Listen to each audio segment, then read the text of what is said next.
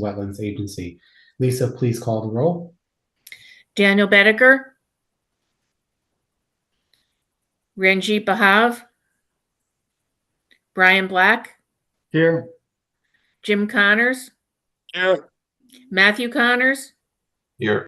Steve Munson, Here. Nick Ritchie, Here. Julie Valvo, Here. Buddy Field, Here. Brendan Magnan. Present. And I see Dan Bedecker is here. Your audio working, Dan? Yeah.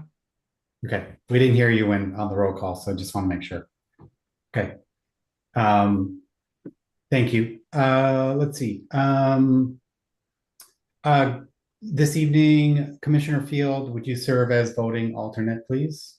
Yes, thank you. Thank you. Just as a reminder, as we continue to host remote meetings, there are a few statutory requirements that we must follow. In accordance with the Freedom of Information Act and Governor Lamont's executive orders, this meeting is being recorded and is being broadcast on YouTube as well, and will be made available on the City of Milford website. During the meeting, if any members of the public or applicant team would like to speak, please wait to be recognized by me. Once recognized, when you're speaking for the first time, please introduce yourself and state your name and address prior to making any statements.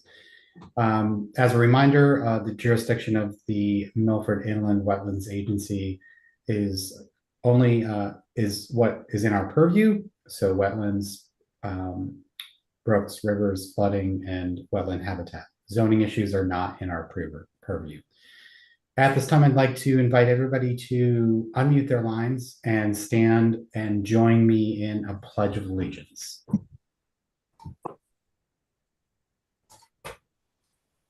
I Pledge allegiance to the flag of the United States of America and to the republic for which it stands, one nation, under God, indivisible, with liberty and justice for all.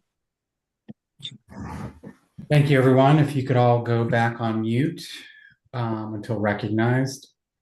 At this time, I'd like to invite anyone that would like to address the agency on topics that are not otherwise on the agenda. Is there anyone here from the public that would wish to address the agency on topics not otherwise on the agenda? Seeing none, I'd like to move on to old business. Mayor Rose, can you introduce this item for us? D1, please. Yes, Mr. Chairman, thank you. It's IW 240072. It's 214 North Street. It's a proposal by Nick Vicino of CN LLC for a construction of 6 units in 2 buildings. The Wepawag River and associated wetland, a flood zone, and a floodway are on the rear of the site. Wetlands have been delineated by Steve Danzer, PhD, and were evaluated by David H. Lord, CS, Certified Soil Scientist.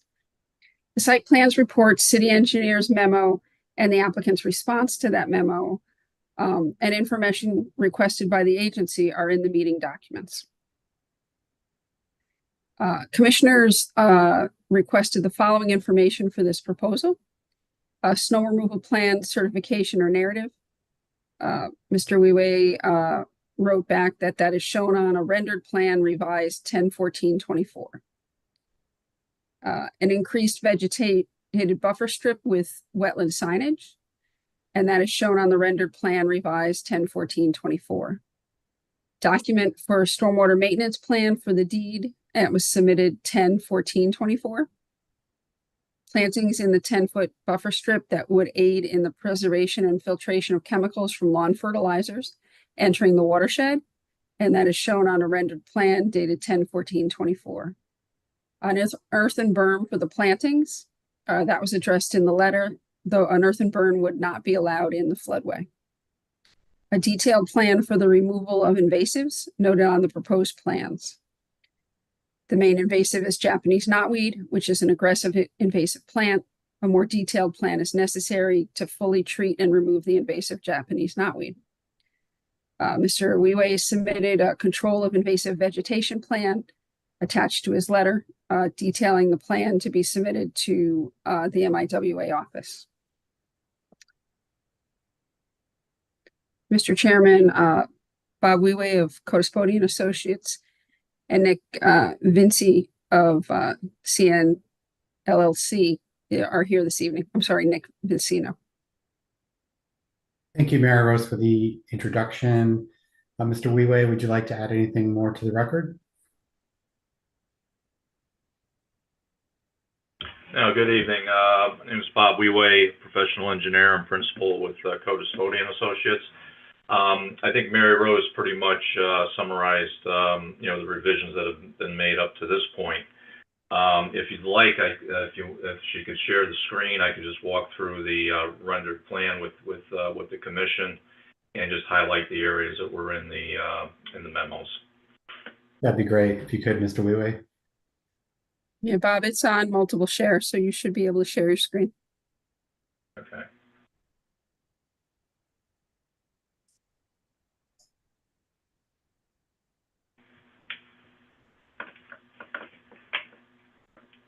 Okay, so did that pull up for everybody? Not yet. Yep, we Okay. can see the bottom of the drawing. Yeah, so what I'll do is I'll start down in this area here because I was dealing with the first comment. So we had the snow shelves identified on the original submission, which was basically along the south and eastern portions of the grass buffer strips that we have for the project. We did add a note on here for snow events in excess of capacity, the snow shelf area, snow is to be removed off site. So I believe that will address the comments that were raised at the previous meeting. We've Mr. also Weway, if I could added, just- Sorry, Mr. Weway, if I could just comment on that. From the picture, it doesn't look like that shelf is very big. What's the approximate size? It looks like there's a lot of landscaping in that area. yeah, there's basically we have from this area all the way up to the corner here. So we have the L as well as another small area up here adjacent to the island. I'm not seeing what you're referring to. If maybe you could scroll down, I see the center, I see a house, but is anyone else? Now I'm seeing the snow shelf again. Right, so we have the snow shelf here, which is basically in an L shape up to the entrance drive here, coming down in a southerly direction, then going off in a westerly direction up to the corner of the driveway area. Are those plantings pretty big though? I mean, what are the No, other? these are all basically shrubs in this area here. We do have two ornamental trees located here and here, but these are basically low growing shrubs in through here. Okay. Mr. Connors, what do you think? I think it's not good to pile snow on shrubs. Kind of where I was thinking. Doesn't seem like a very adequate snow shelf. Well, again, it's the area that we have to work with adjacent to the parking areas too. Now we are using the permeable pavers. So with that being said too, that should cut down on the amount of snow that would need to be stockpiled. If the weather's warm enough when the snow starts, some of that will be, you'll get some melt effect going down into the paver system itself. Plus, one snow shelf is 90 degrees from the direction you're going to be plowing snow. And snow doesn't go around corners very well. Now, again, he'll have to get the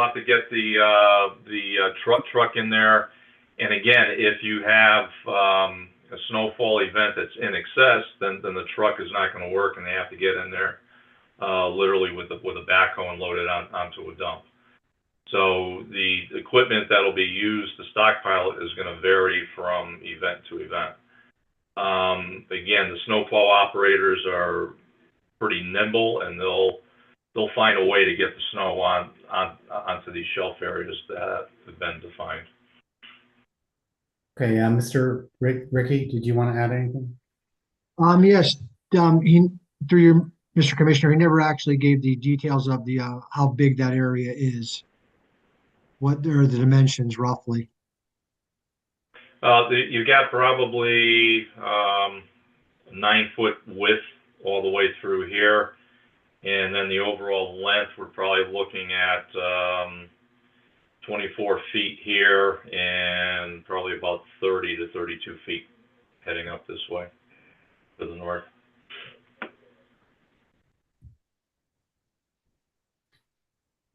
Okay, if you can continue, Mr. Weiwei. Okay. And then we did increase we added an additional buffer strip, based upon comments from the commission at the last meeting. So we've held the first 10-foot buffer strip will consist of a wetland seed mix. And then the second buffer strip will be a meadow seed mix, basically up and through that area there. We've also added 4x4 posts along the no-mow strip. We're calling for 3 of those to be included along the length of that no-mow strip, and that'll have the appropriate signage attached to that, approximately 6 feet high, just for informational purposes, indicating that there's wetlands in close proximity to where the signs are mounted. Now, with the commission raised some concerns also with the 10-foot buffer strip and the lawn fertilization and the filtration of chemicals. With adding the additional 10-foot buffer strip, that should really negate any additional concerns for the fertilizers. I was in contact with True Green, and they've indicated that, for projects of this type, any materials that they are putting down for fertilization, they're all capable of being applied at or near wetland systems, and generally they have a 10-foot offset from the wetlands or any type of an open water system. So we provided, for the 20 feet. So when they took a look at that, they said, yeah, the extra 10 feet will provide additional buffers for pulling up the nutrients going through that area. I think we've already discussed the earthen berm, and in part, it's within the floodway, it's not a recommended feature to be put in. And then also, when you look at the additional plantings that we've added to the wetlands and the wetland no-mow strip, a berm really does not become practical because the shrubs and the plantings are spread out over a fairly wide area. And typically, if you're doing a berm, you want to keep that into a narrowly defined width going through the system. So I think with what we provided here, with the plantings and the additional no-mow strip, that should basically take care of the comments that were raised by the commission at the last meeting. Now, with regards to the invasives, we did change the note on here. The original note had indications to remove the invasives, and after conversations with True Green and a couple of other people that are experienced in that area, we're not going to be digging up and removing the plants due to the volume of invasives that are in there. It really wouldn't be an effective means of doing it, and also the extra impact to the wetlands would not be warranted with that. So the typical protocol for the knotweed is to go in there and do a mow of the knotweed and the invasives, most likely in the first to second week in June, when the active growing season starts up.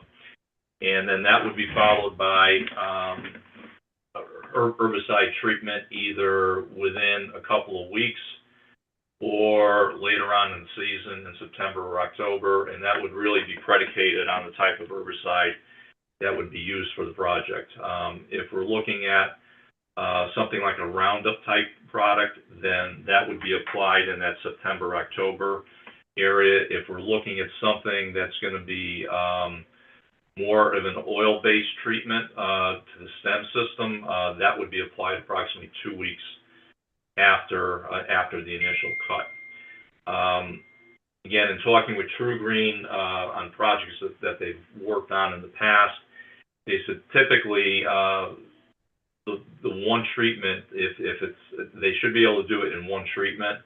I know in other areas that I've seen, you know, it typically takes a couple of years to fully eradicate or to control the invasives that are in there. But they felt pretty confident with the size of the project and through here that they could basically get most of the invasives controlled within that first year period.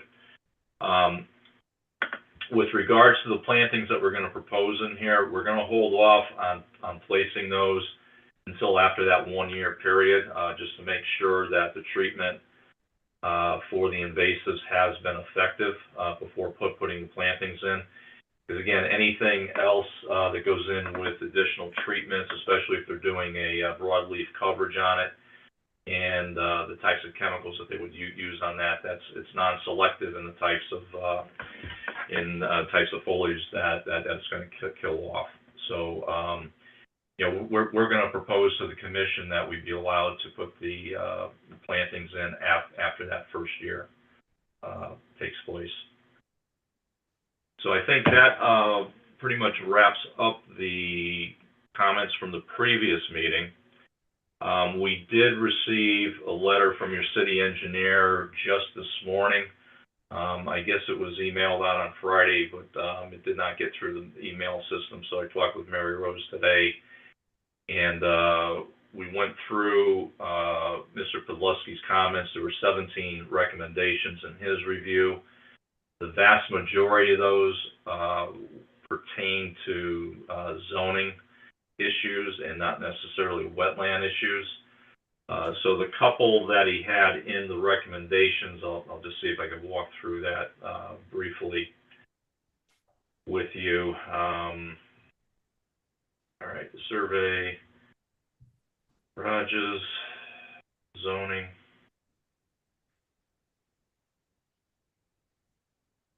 All right, so he also had a question with regards to the no-mow area and how it will be marked in the field. So I think our plans pretty much address that. So we've got the 4x4 markers, which will be placed along the edge of the 10-foot mow strip. So that should address that comment through there. He also had a comment with regards to the building elements being located outside the floodway, and that has all been addressed on the revised schematic plan here. So you can see that we've removed all the porch areas, and the air conditioner units are all outside of the designated floodway area. He had a comment just asking if there were going to be any footing drains with the building. There are no basements on the proposed structures, so there are no footing drains, and we will add a note to that effect on the revised drawings. There was a note on there to clearly show the connections for the roof leaders, and our drainage system is fairly detailed on sheet SP2, which is the grading plan. Until the architectural drawings are finalized and determined where the actual leaders will come down on the building, it's rather difficult for me to show the actual connections to the drainage system. We did have a note on the original submitted drawing, which was stormwater management note 6 on sheet SP2, and that indicated that all the roof drains for each building are to be connected to an adjacent yard drain, whether it be yard drain 1, 2, or 3. So that note was on the original submission, and typically that suffices to get through the agency approvals, and then when we get to the building permit portion of it, or get the construction drawings, that's where the roof leaders would get more fully detailed out through the architectural drawings. Because the architectural drawings are not fully rendered at this point. They're basically schematic, just to be able to demonstrate feasibility in what we have on the proposed plans at this point. Let's see what else he had with respect to wetlands. All right, two other points he had in there was basically to demonstrate compliance with zoning regs 5816 and 5817. And basically those deal with the floodplain and floodway.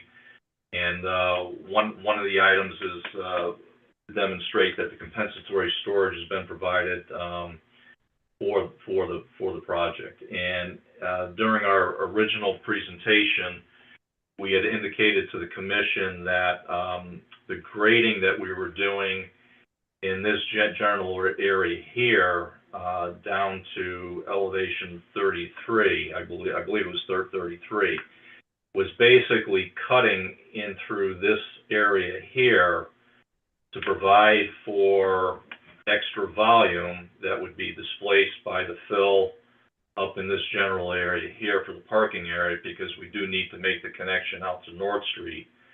So in doing that, there will be some fill up in this general area here, and to balance that out, so we have a zero cut and zero fill, we would be excavating material out of this portion of the floodplain here. So it's we feel that we've addressed the zoning regulation 5816. And in a similar matter for 5817, that deals with basically conveyance and demonstrating that we're not going to be raising the flood elevations through the Weppawag River and the adjacent floodplain. So again, it's going to be our position that with the fact that we're not placing, or there's not going to be any net increase in the amount of fill that will be deposited within the floodplain, ergo the conveyance will not be a factor. So I think unless Mary Rose has any additional comments with regards to Mr. Podolsky's comments, I believe those address the ones that would probably be most apropos to the Wetlands Commission. Thank you, Mr. Wheeler. Mary Rose, what are your comments? Through you, Mr. Chairman, that though I don't have any comments, Bob and I reviewed those items he spoke about this afternoon. Mr. Wheeler, can you show the grading plan? When you were talking about the cuts and fills, it was hard to see on this plan that you're showing right now. Okay, yeah, let me just see if I can pull that up. I'll probably have to do a new share.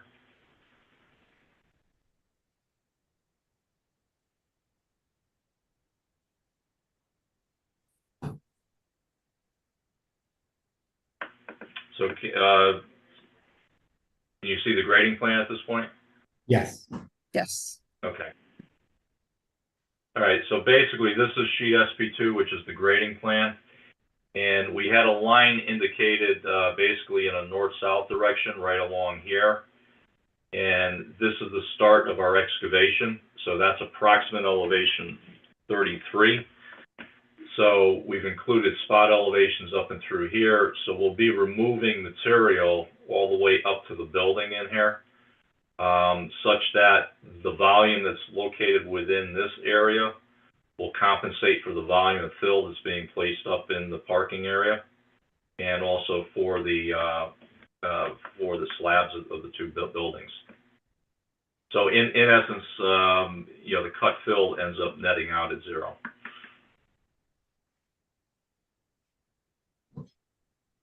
And Mr. Wheeler, there's no fill being removed left of the FEMA zone or in the FEMA zone itself, correct? Well, you have to remember the entire site is within a FEMA zone. So the entire property is all contained. The 100-year flood elevation is approximately 38.2 through the site. So that encompasses the entire site area, as well as North Street, as well as the properties to the east of North Street.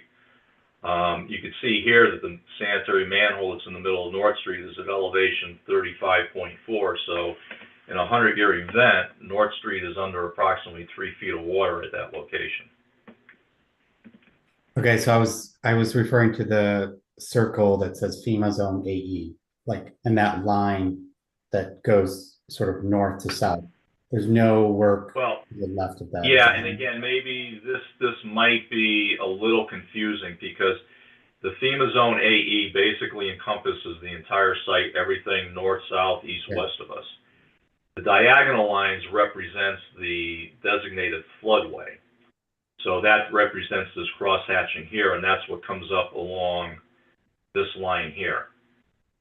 Okay, So that's the floodway, and again, the floodway is part of the FEMA flood zone. The floodway is just a designated area that has additional restrictions placed on it when it comes to development. and is it permissible for you to be working in that area as you've proposed? I suppose is the sort of question. We have the ability to do the excavation in there. If we were filling that, that would be a different story. So to excavate in there is not going to be, it'll be compliant with the zoning regulations and the FEMA guidelines for that. So as long as we're not putting any structures in there, raising the fill, or anything to that effect, then there's not going to be any issue with that. And that's pretty much what we're doing. We're not placing any fill within this flood area or within the floodway. Thank you. Through you, Mr. Chair. Mr. Weiwei, will the floodway be marked with something on site to ensure that the contractor does not inadvertently fill in the floodway? No, I mean, typically we don't mark the floodways out. Again, I guess that'll show up. The proof will be in the pudding when the as-bills are submitted back to the commission. Again, the areas over and through here along the two buildings, this is all going to be excavated. So you're going to have this will be with a partial foundation exposed up and through this area here. So we're looking at 3378. We're going to have about 4 foot of excavated area up against the foundation for the northern building, and the southern building is very similar. We're about 3349, and the garage is at 35.2, so it's a little bit less over here.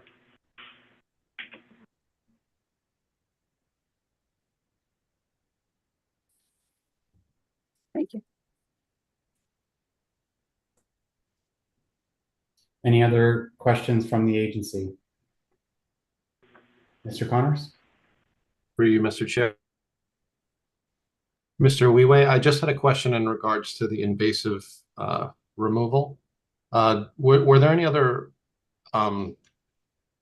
techniques or alternatives explored, like, for example, like steam treatment of those knotweed? Because all I've heard so far is just that you're just exploring oil and Roundup, right? And it just seems very close to the wetland. And I know that steam treatment is an option with knotweed to kill the roots and the seed in the soil while also preserving the soil and keeping it non-toxic. I was just curious if that's an option that has been explored. Yeah, I mean, we haven't explored the steam treatment. I mean, we did look at, there's another option for the knotweed too, where you could basically take tarps and put tarps over it, but then that, because again, the knotweed is scattered pretty much throughout the whole area now because the site's been dormant for a period of time, so the invasives have really gotten in there and taken a hold of everything. So I think, given the length and the width of what needs to get cleared out, the tarping I don't think would be as effective as either going in and doing the cutting and then coming back with an herbicide treatment. I would imagine we could probably explore doing the steam treatment. I think either way, there are programs out there that should be effective at controlling the invasives. Weed in there, and actually the knotweed is probably a little bit easier to deal with than some of the other invasives in there, such as the multiflora rose, because the multiflora rose typically puts off a lot of seed, and that's a little bit more problematic because the seeds take effect, and they could come back 10, 15 years, after they've been dropped in that area. So it's going to really require follow-up maintenance on an annual basis to make sure that the invasives are controlled to the point where the natural vegetation becomes dominant. Yeah, and just to follow up with you, I know that like the mixture of both the mowing and steam treatment could potentially be an option for both the multiflora and the knotweed. If you're concerned with seeds, that's what the steam treatment does, is it kills the seeds while they're in the soil, while preserving the soil. So just maybe an option that could possibly be explored. Yeah, I think it can be, and I think in the letter that I put back to the commission with that too, I think whatever we end up going with, we will formalize a plan at the appropriate time, prior to construction or getting in there and doing the work, and submit that back to Mary Rose for her to review and comment on, and if need be, if it needs to get back to the commission for input from the commission, we're certainly amenable to doing that also. Thank you, Mr. Weavay. Other Through you, topics? Mr. Chair, if I could, I'm sorry, on the Mary topic Rose. to Mr. Connors and Mr. Weavay. The experience the town has had with treating large stands of knotweed has been that we've been doing it for a number of years, and not just one. We haven't been successful with just 1 year's treatment. So what does True Green think they're going to do differently that's going to take this stand out in 1 year? Yeah, to be honest with you, Mary Rose, I don't know. I mean, I had the conversation with True Green. They felt that 1 year they could get a lot of it knocked back. Is it going to be 100%? No. So they may have to come back that following year with a follow-up. Is it going to be as intrusive as the first go around? Absolutely not. So I think it's going to be dependent. I don't think we're portraying this to be a one and done type treatment. So it'll likely take multiple rounds to get that cleared up. Mr. Connors? And through you, Mr. Chair, Mary Rose, I don't know if you can answer this question, or Mr. Weeway. I'm not familiar with the Roundup or the oil option. Is there one that's less invasive than the other in terms of, like, I believe that there's certain herbicides that can be injected into the plant itself to avoid maybe runoff. Is that the case, or because I'm only familiar with the steam treatment as of late for the knotweed? Yeah, I think with something similar to like a Roundup treatment, there should really be if the application is being done correctly, and it should be, because these guys are all licensed applicators in the state of Connecticut. So the key is that the foliage does need to get wet from the Roundup treatment in order to be effective.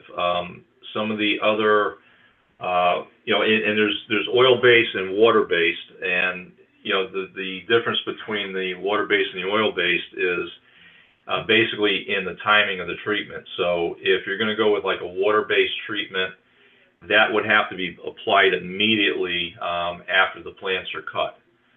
Whereas the oil-based treatment could be applied up to a couple of weeks after the cutting of the vegetation. Mr. Ritchie?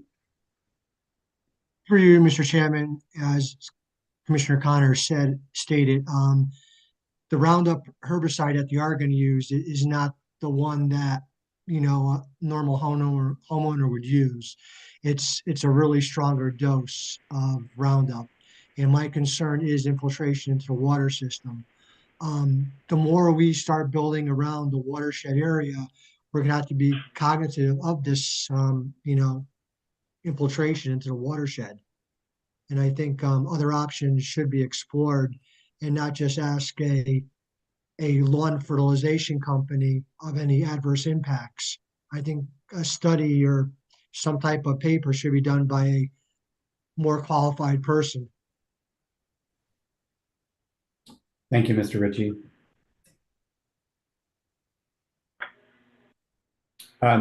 Certainly what I'm sensing from the conversation is, Mr. Wheeley, you as the representative of the applicant are willing to make the commitment to execute an invasive removal plan that would be subject to Mary Rose's scrutiny. To Mr. Ritchie's point, we don't really favor just throwing chemicals on the situation. So I think that warrants a little bit more of an approach that we get comfortable with. Mary Rose, I don't know if you wanted to comment on that. Yeah, the agricultural experiment station has had a number of different methods that they've tried. The city around town does use spray foliar treatments in some areas. There's an aquatic version of chemical that can be used that's less detrimental to aquatic populations. And then there's an upland area treatment. But there are a number of other treatments. I'm not familiar with the steam treatment. It seems like Mr. Connors has used that or is seeing that in action. It may be worth Mr. Wee checking out a variety of things and coming up with a solution. In any event, I don't believe 1 year is going to solve this problem. Japanese knotweed is very tenacious, as is multiflora rose. And it usually takes several years of dedicated treatment to knock it back and keep it down. And that will be several years of work going over the no-mow areas and the 2 no-mow areas, the 10-foot wetland plantings, 10-foot meadow plantings. So that's just something to keep in mind, that Yeah, this will be a longer term than just a 1 and done or 2 and done project. yeah, and I would just add that in our experience, we would expect that treatment plan would be, like I said, subject to the inland wetland office compliance officer's expertise, but also if we were inclined to approve this, it would be a condition of approval that a multi-year treatment plan be part of the application. I'm looking at the notes. Who is your wetland scientist? Remind me, Mr. Wheeley. Stephen Danzer did the original wetland flagging. Have you consulted with him regarding the potential or proposed invasive treatment plan?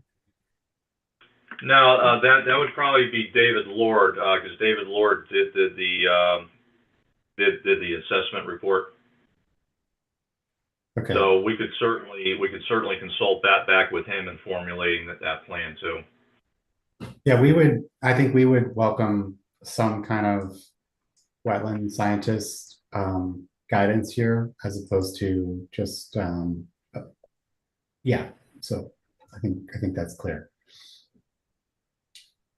Questions through the chair? Yes, Mr. Field. Yes, I'm just assuming that because there's usually a 3-year monitoring, and you would know in 3 years, they'd have to keep, making sure it's going eradicated. I do agree with you only because this is near a river in regards to the Roundup and to the severity of it. So that's something, like you said, you may want to check into other forms of eradication for it. Yeah, I think the consensus that you're hearing, Mr. Wheeley, is we'd appreciate if you could consult with, someone of a wetland scientist background.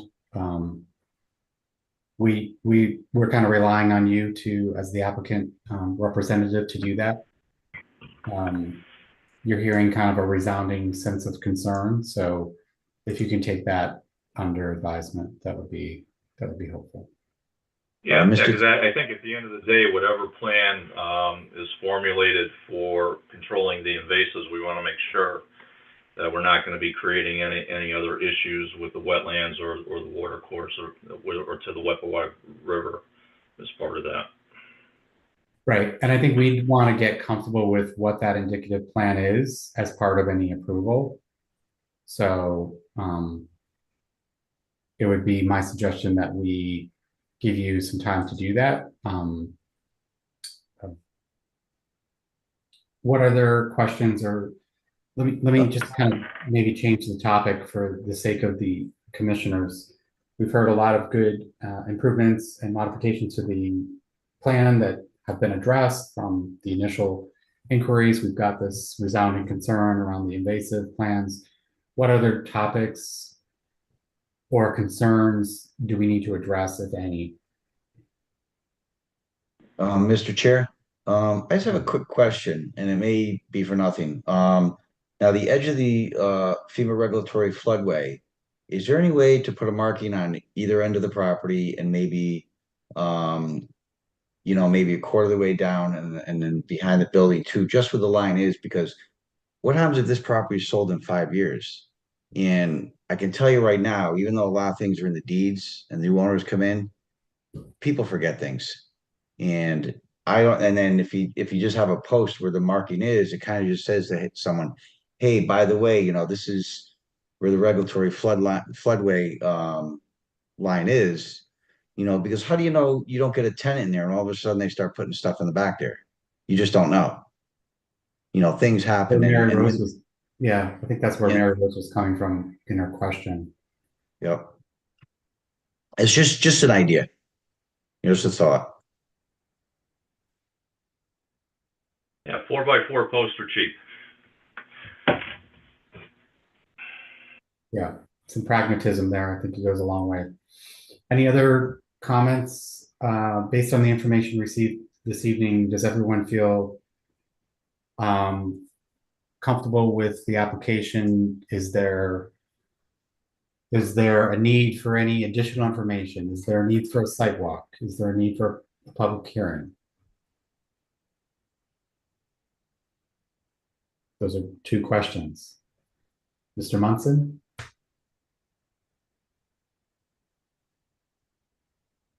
I don't know that a site walk would tell us an awful lot. It's the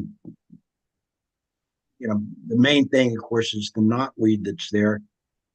And again, that the point about somebody years later, another owner. I think the long-term plan is kind of necessary. I don't know that a site walk would do much. And you drive by it, you know it's not a site walk. It's not a huge piece of property. As far as a hearing, Mary Rose, we haven't heard anything from the general public on this, have we? Or have any of the neighbors said anything? Or? Through you, Mr. Chairman, no, we've had no inquiries on this property or this application. Okay. Yeah, I agree. We don't need a site walk and we don't need a public hearing. We're asking for others to weigh in, but that's my view. Okay, so is there any additional information we need from the applicant in order to render a decision? I don't think so, except for the invasive species in there. Right. So I think we have all the information we need except for the plan with regard to the invasive species eradication. Mayor Rose, in your expert opinion, would you be comfortable if that were a condition of approval, if this agency were inclined to approve, or would you recommend having the applicant come back and presenting such a plan before we move forward? That plan should probably be on the site plan and a hard copy plan. I think it's going to be a little more in depth than just TruGreen's going to come in twice a year and spray it. And I think the agency should look at it. Chairman, Mr. Munson. I agree with that. I think we should see the treatment plan before we take any final action on it. I'm also not sure the steam treatment. I'm not familiar with it, but I do know if you're going to kill a lot more than just knotweed if you do that. Right. Personal Okay. experience with that. Okay, so Mr. Weiwei, are there any questions you have of the agency at this time? And I guess before you answer that, what you're hearing is we have all the information we need to make a decision, except for we would expect a detailed eradication plan from a recognized, expert, not a sort of a third-party commercial company that has a vested interest in selling you certain products.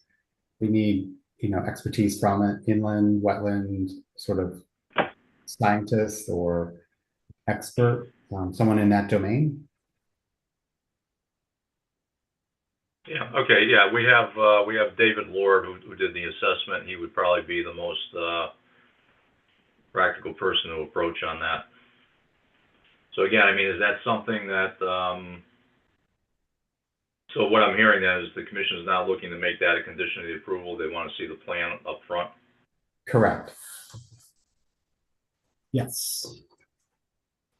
So if you can get that information back to us before the next meeting, I would imagine we'd want to either review it, if there's a narrative that could be provided by your expert, or if you want to bring the expert, I should say, and if you want to bring your expert, that would be fine. But we would definitely want the plan to be documented and presented in a written form.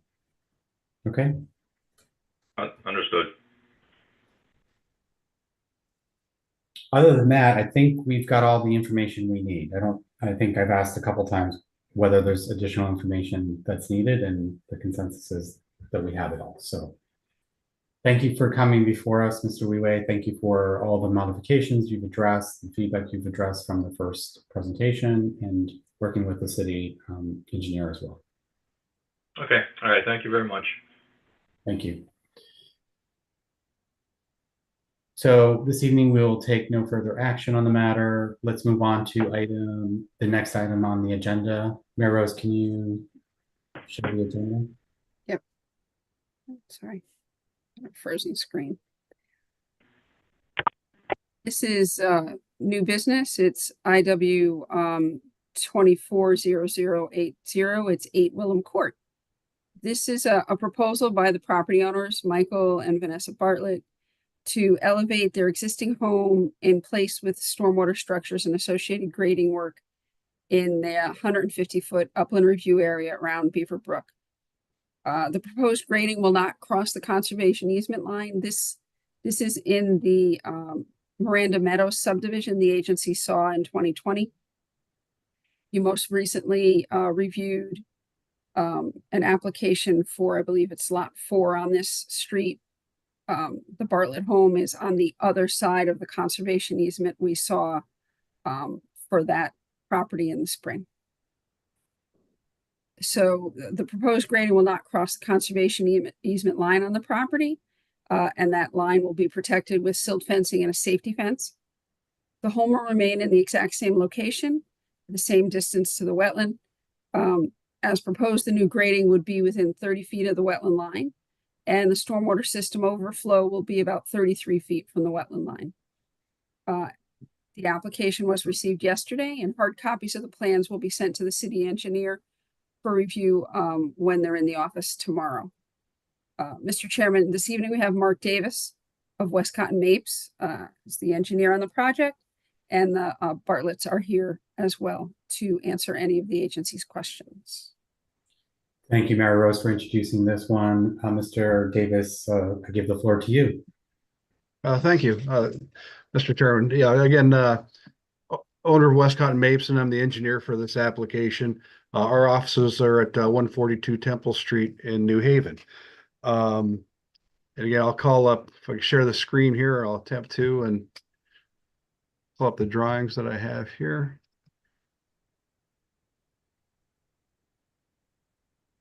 And okay, share. All right, are you seeing that? Yes. Yes, we are. Okay. Again, 8 Willem Court, and it's off of West Wetland Road, not far from the intersection with Ford Street, as I'm sure most of you know. The property here is a little over an acre. Newly constructed 5-bedroom residence on the property. I'll zoom in here a little bit, or attempt to. Let's see let's see. Okay, the toolbar is covering my. There we go. And so I'll scoot this around and work with the touchpad. So we'll see if we can get a look here. And again, so we've got Beaver Brook runs across the east side of the property here. We've got wetlands associated with the brook adjacent to it. We've got a conservation easement on the property, which would be delineated by this line. And the situation we have, newly constructed home.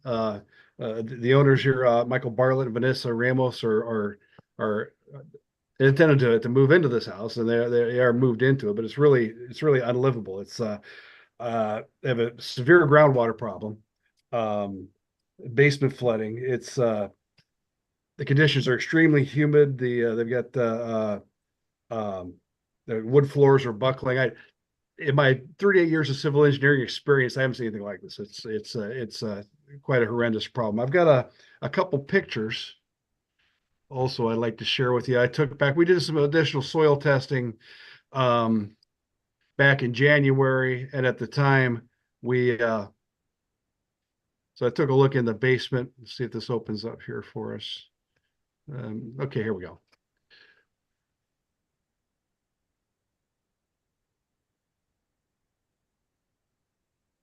Let's see if this is showing up. I don't know why it says this is paused.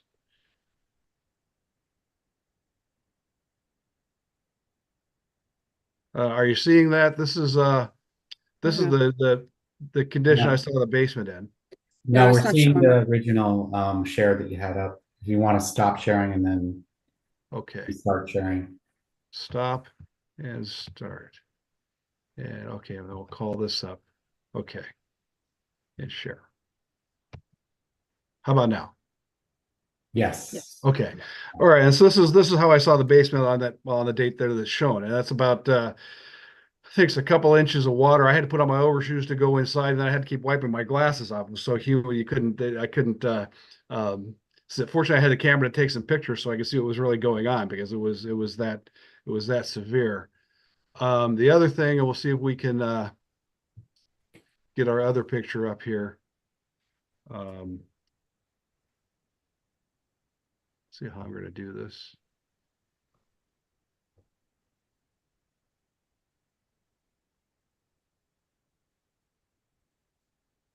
Maybe I need to stop sharing. We'll attempt that. Let's see. Close this. All right. See if I open this.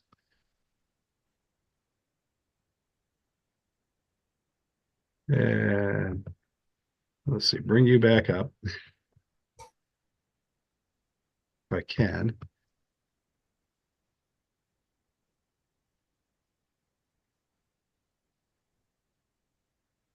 What do we got going on here? Okay. Oh. All right. Let's try to share this. Get this up. I don't know if you're seeing that yet. No, not yet. Okay. Oh, let's go here, share. Okay. So this is, are you seeing this? Yes. Okay.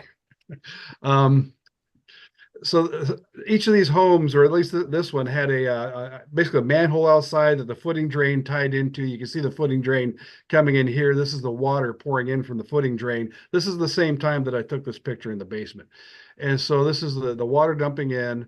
And this is one pump that's hard piped in. Here's another portable pump put in, and there's a third one connected to this house. So we got all three of these pumps, trash pumps running, trying to pick up the water from the footing drain, still pouring in, and they've got that much water in the basement.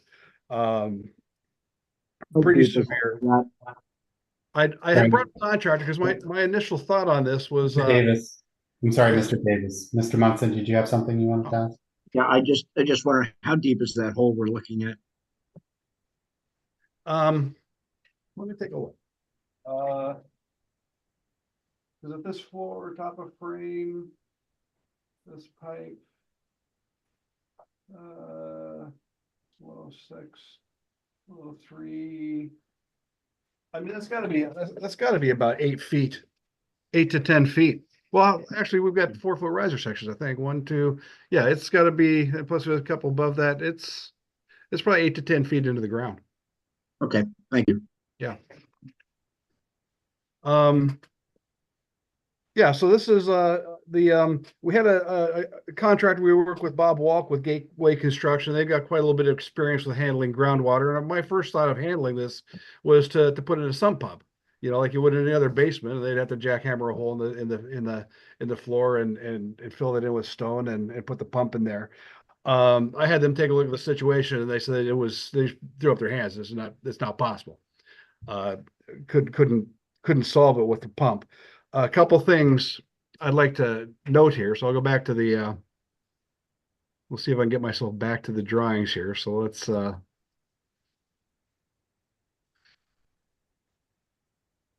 bring this down. See if I can close that window, open this window. Okay. And then we'll get back to the drawing so I can show you that.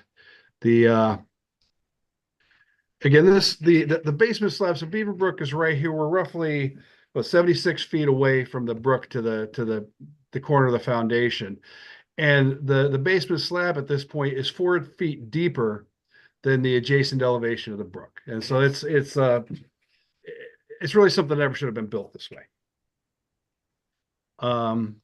Mr. Davis, where is that well that you just were picturing? Where is that?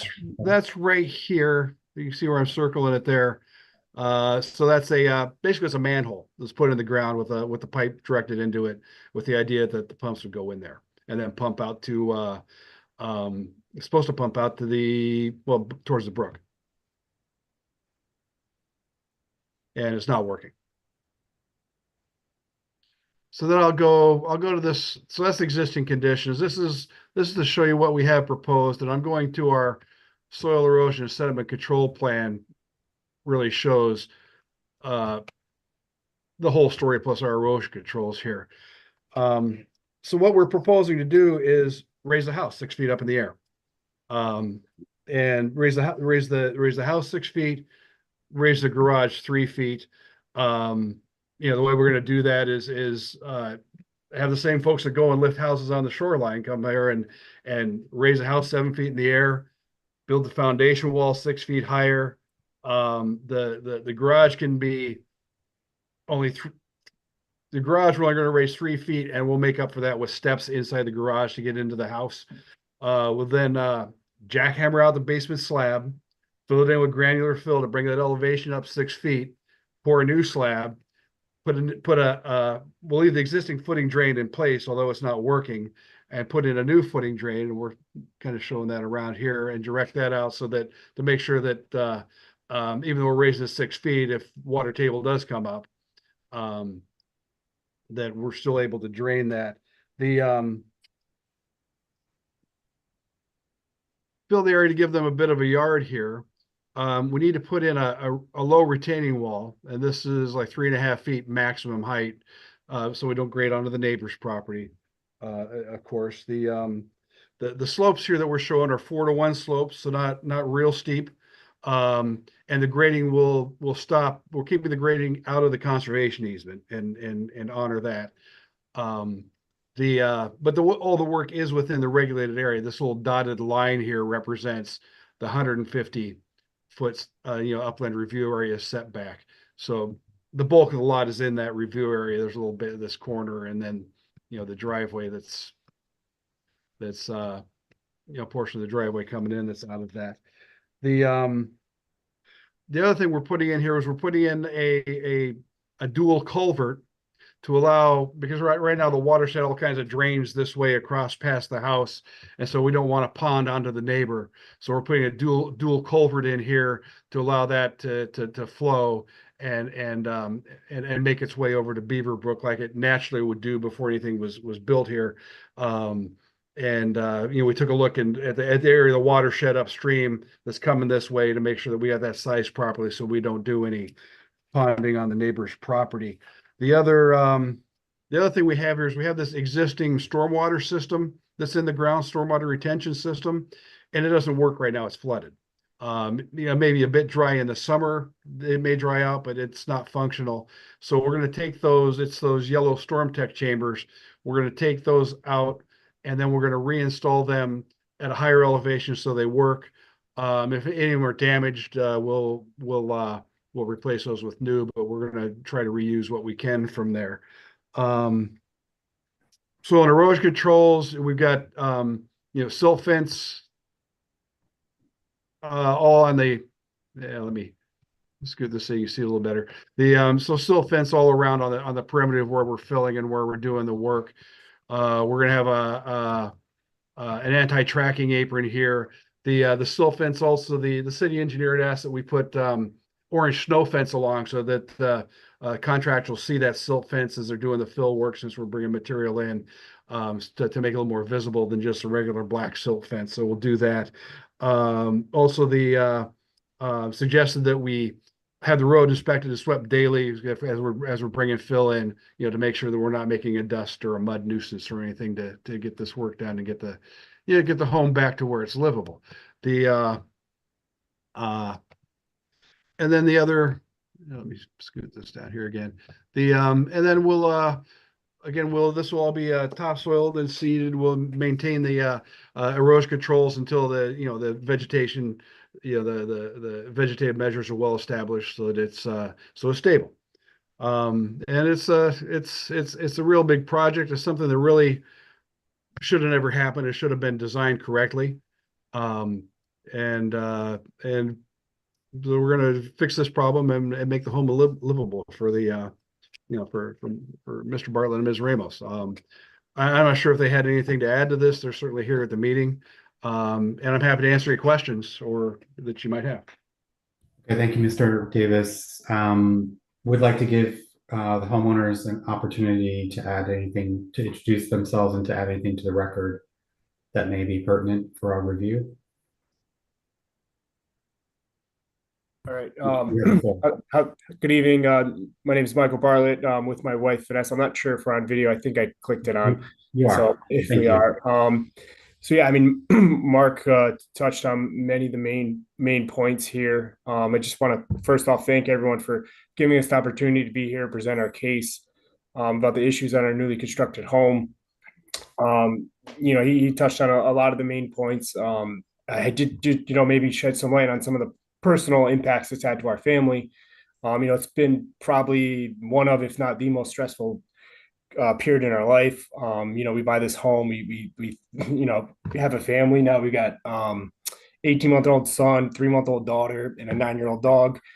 And it's been crazy, mentally, physically, not to mention financially, as you can imagine. With this issue, we're actually coming to you guys from South Carolina.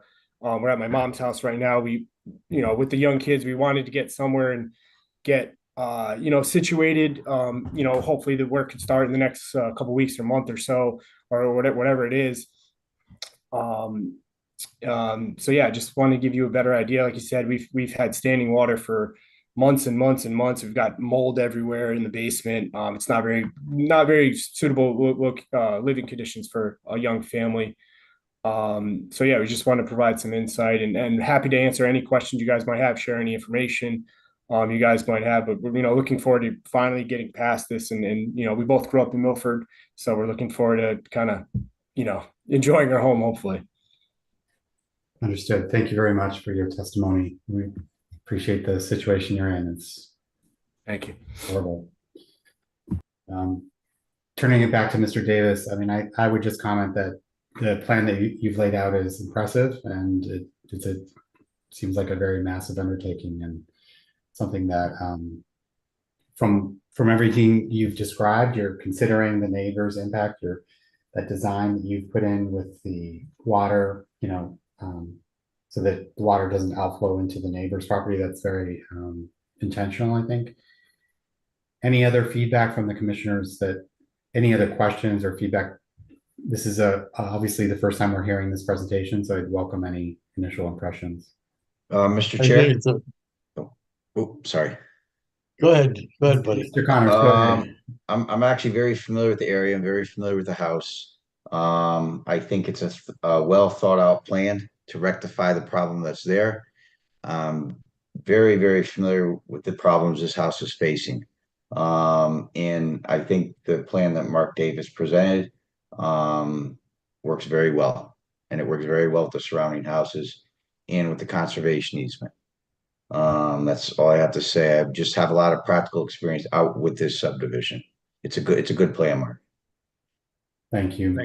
That was my sentiment exactly. Well said. Mr. Jim Connors, you're next, and then Mr. I was going to say it's a horrendous problem with it and the best possible solution.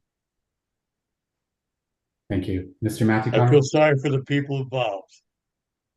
No, I So think the- it's a good plan. I was just going to give that feedback as well. So, Yeah. As fellow citizens, we feel for you. It's tough to see that. Mary Rose, is there anything we can do to expedite this process, or are we obligated to wait until the This is through Mr. Chairman, this is the first time this application is on the agency. The Bartletts do have an open application from the construction of this home. There was other issues beyond their control in the subdivision, and that has not been closed out. If it would be a bit of a stretch, but if the agency wanted to consider this a modification of that application, which was to place the home in place, it didn't have the grading and filling that this application does. There's a bond in place for that application already to cover silt fencing and an as-built. The agency is required when it gets an application to let it sit for 14 days to see if there's any input from neighboring properties. I would imagine the neighboring properties feel as well for the Bartletts and don't have any negative thoughts other than they want to make sure they're not being impacted, which I think Westcott and Mapes has addressed. So you're balancing the statutory requirement for the 14-day review period, which unfortunately it's a 5 Wednesday month and winds up being a 21-day period until our next meeting. We do have an open application on this particular site. My personal feelings, if we can use that, they're also fighting the weather issue with this right now too, to get it corrected, because as we go down the calendar here, it gets worse and worse to do what they have to do.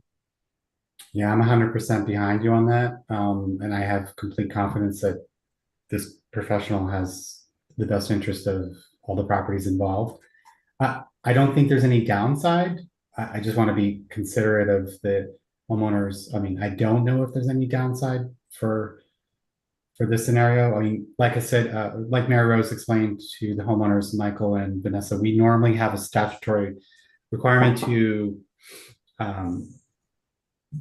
not take a decision on any new application. It's Connecticut state law for 14 days.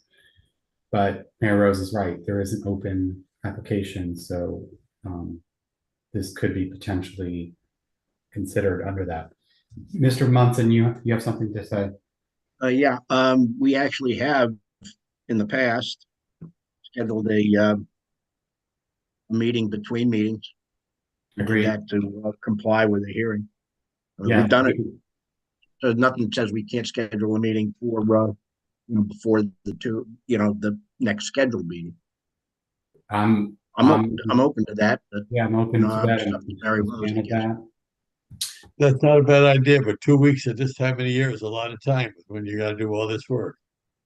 Right. And is it possible to do a modification of the original application or permit?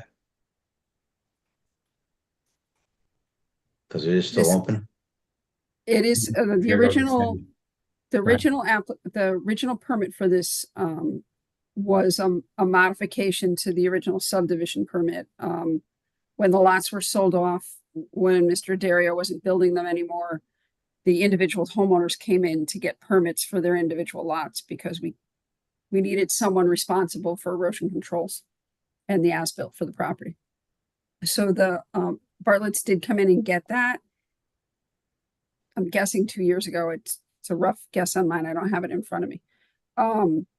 So that is still open. It hasn't been closed for a couple of reasons, but the grading is significantly different than that plan, obviously, because they weren't raising the house 6 feet at that time. To stay in line with the statutes, we can have a quick meeting, special meeting on the 30th. Or if the agency feels they're in bounds of modifying that previous application or previous permit, you can do that. If it's, the decision would have to be printed next week, so they'd be signing a hold harmless agreement to do any work before 15 days from next Thursday. Mary Rose? Yes. For you, Mr. Chairman. I seem to remember, and I think we did this for a hearing. We scheduled a meeting for the following week. Is that possible? Or are we not complying with the required time limits to do that? In other words, could we do it 23rd instead of the 30th? The 23rd would be 7 days. The time limit is 14. Okay. So, Mr. Chair, has the board ever done this in the past with the modifications to something to this effect? That was going to be my question to Mary Rose, to see if she has any recollection of that. No, we have not. Through you, Mr. Chair. Mr. Connors. My question would be, I guess, in terms if we go to modification route, which I think is the best route for them, I think the plan is pretty straightforward. Would the modification route be substantial enough in terms of the protection of the easement and the changes necessary made just from that side of? Sorry, can you just clarify the question one more time? Yeah, so basically, would the modification route be put in place enough protections for the new construction?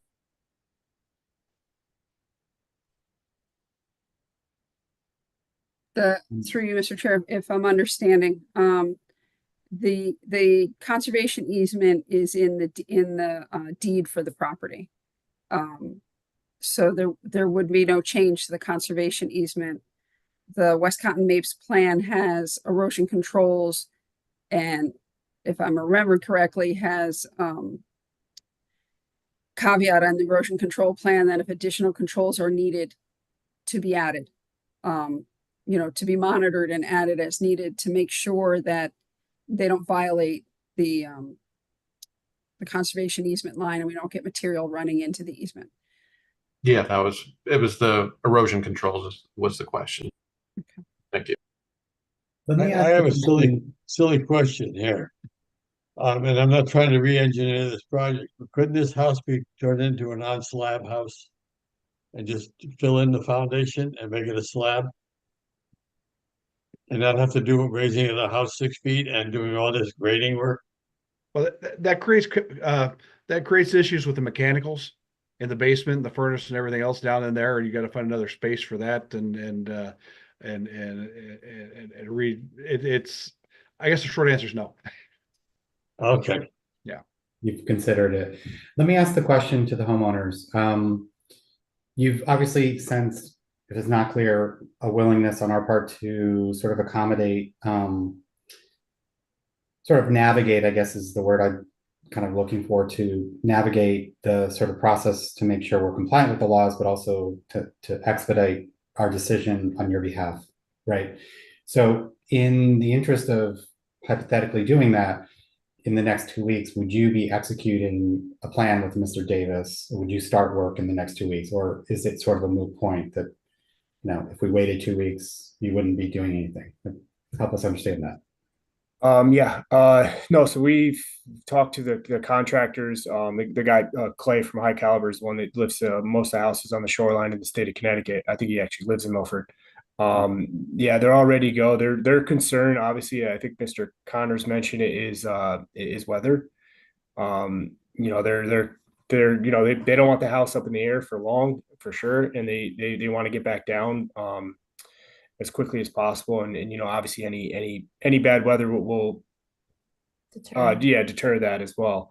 So yeah, they're ready to go as soon as we're ready, I guess. And But I fully understand the statute and everything as well. I'm not asking anyone to bend or break any rules, of course, but I do appreciate the consideration the commission has given. thank you. Your adjoining neighbors have been notified informally. I suppose you've talked to them. Yeah, I mean, everyone's pretty well aware. As Mr. Fields mentioned, the whole street is definitely aware, for sure. Okay. And so you'd be willing to accept the risk of, if we were inclined to approve this under the modification, you would be willing to accept the risk of, if there were ever, a claim sort of within the notice period, that you would have a risk of doing that work, subject to sort of an appeal or what have you. Yeah, no, Nothing that had happened. I'm just saying. Yeah, no. Give me a I want hard. to make sure it's clear. No, I fully understand, and as you and I think others mentioned, I think Mr. Davis has taken that into full account. Any potential issues that any surrounding neighbors could be concerned with. Yeah, my neighbors are all fully aware, and they know what we're going through for sure. Okay. So I'd be willing to entertain a motion unless there's any other questions. And maybe Mary Rose, you could form it in the phrase of a motion for us, which the option that we're really inclined to support here, which is to attach this request to the existing permit.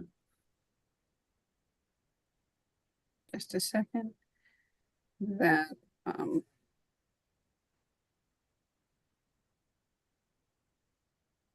just want to grab the old permit number. Sure, take your time.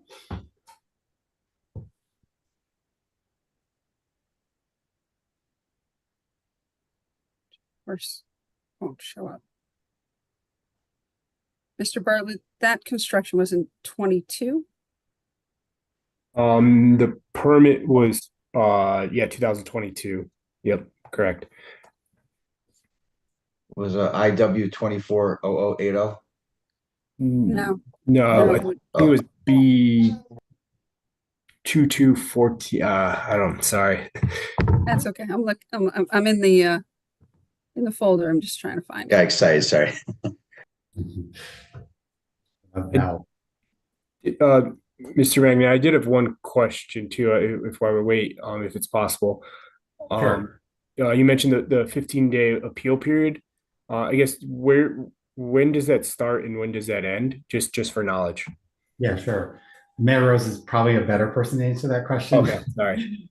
Just in terms of the technical, and maybe could do So it under statute, we multitasking. Under statute, we publish in the newspaper. The newspaper we use is the Milford Mirror, which is only a weekly publication. So what happens is we will publish next Thursday, and then the appeal period runs 15 days from that, which I believe is whatever the first Saturday is in November. Now that appeal period is to give anyone to say they have issue with our decision.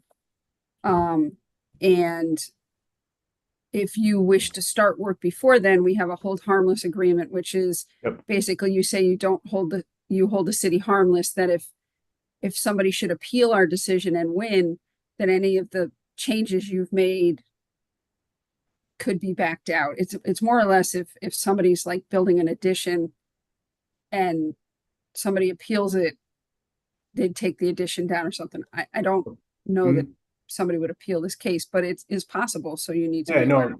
No, absolutely understood. I just wanted to get a general idea of the date range, I guess, for our knowledge. Thank you. Good question. And we will formalize the reasons for the approval as part of the record to make sure that that's clean. So that's what we'll do in a moment here. Thank you. Sorry, I'm just, the permitting program has decided to take a break right now. Just a second.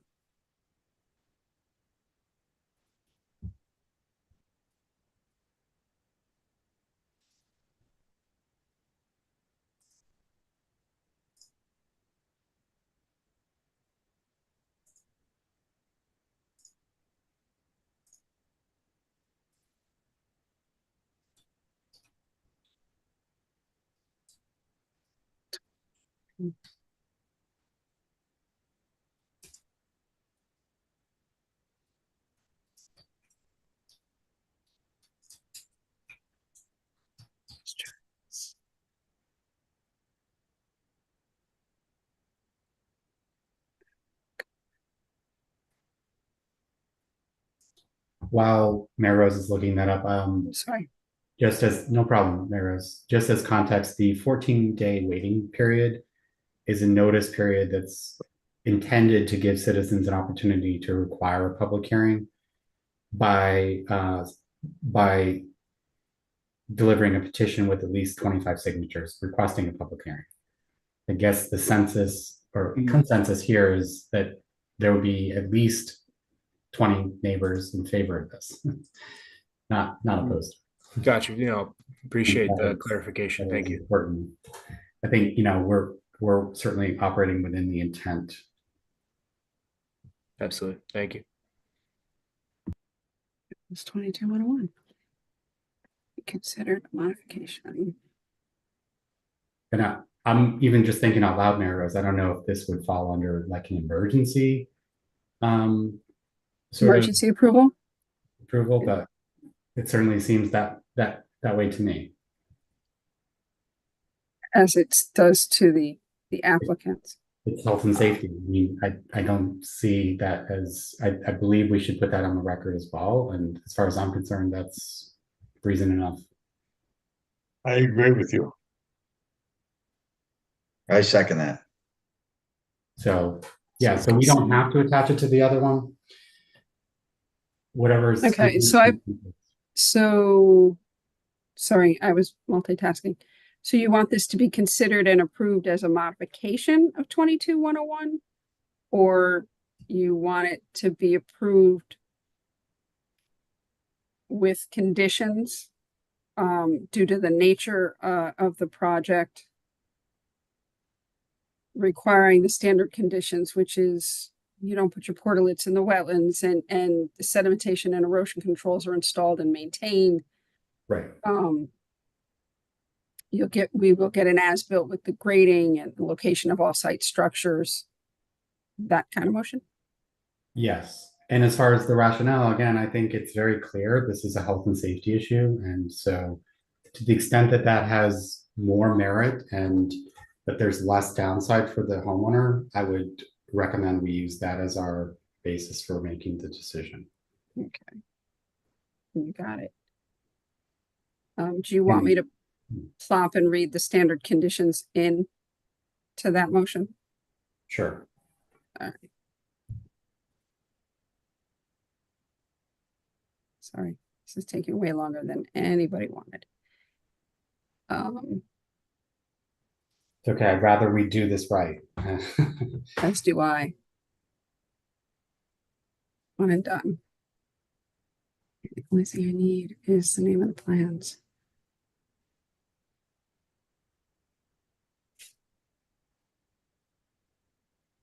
Mark, how many sheets are in your plan set? I'll be counting right here.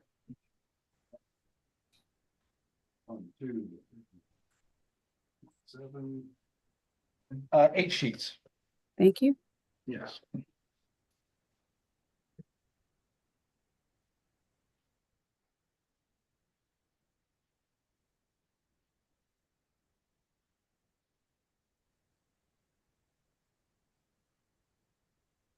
Chairman? Mr. Munson. Yeah, it just crossed my mind.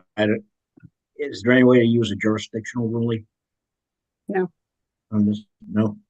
No way of doing that. Okay. we tried that already.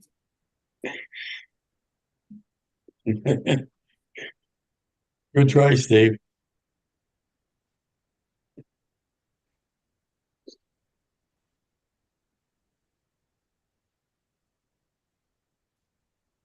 Mark, you said 8 sheets? Yes, he did. Thank you. Yes, I did. 10, 11.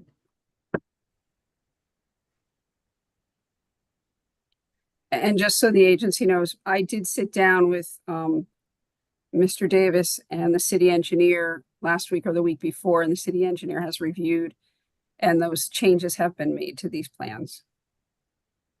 Terrific. Thanks for putting that on the record. It was clear that it was a very well-designed plan with your input as well.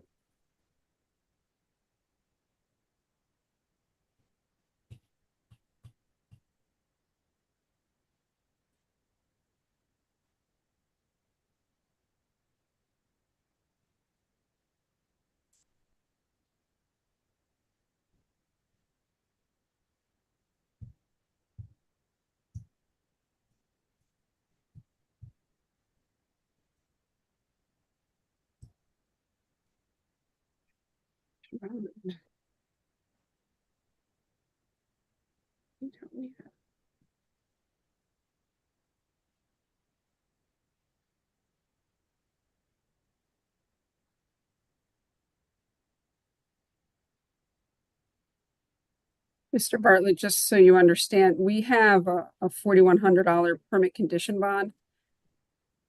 I'm gonna call for that bond, but we're gonna switch the bond from 22-101 to this project.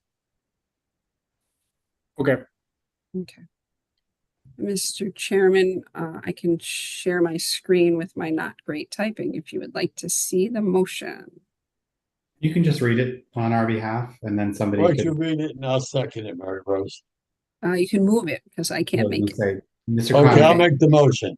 I'll Okay, make the motion. so after duly considering all relevant factors, I move that IW 240080 8 Willem Court be approved based on the plans entitled Proposed House Raising 8 Willem Court, Milford, Connecticut by Westcott and Mapes PC Inc. Sorry.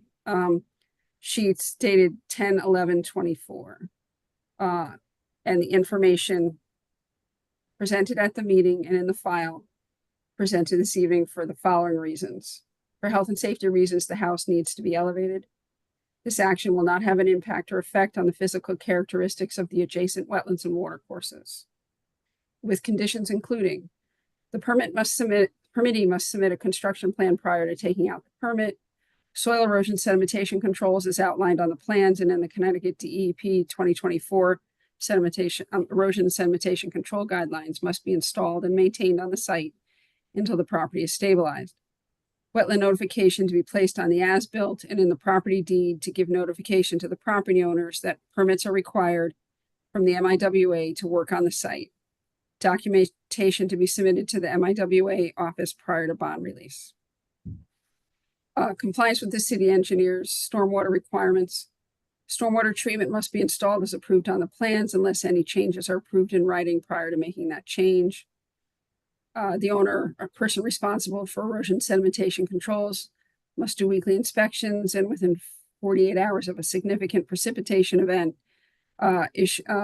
inspect the site. Issues noted with the erosion controls must be addressed within 24 hours of that inspection. $4,100 permit condition bond to be must be posted with the MIWA for sedimentation erosion controls, border plantings, wetland boundary markers, and an as-built showing finished contours locating all site structures. Permittee must submit a certification by the project engineer that the completed project meets the design intent of the approval prior to bonds being released. The permit is issued 10/16/24 and expires 10/16/28 unless otherwise provided by statute. That is the motion. Thank you for the I'll motion. I'm sorry, who was the second? I second. Mr. Field seconded, and for the record, Jim Connors made the motion. Any discussion on the motion?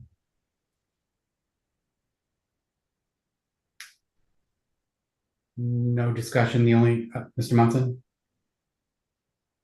Nope. Okay. The only thing I would just add, and I'm not sure if I heard it, so Maros, forgive me if you read it, that the rationale is that this is an emergency, and the work needs to commence in order to take advantage of the weather and the health and safety of the homeowner. Is that something you would want to add to the record, I think it's very good. I think just stating it's fine.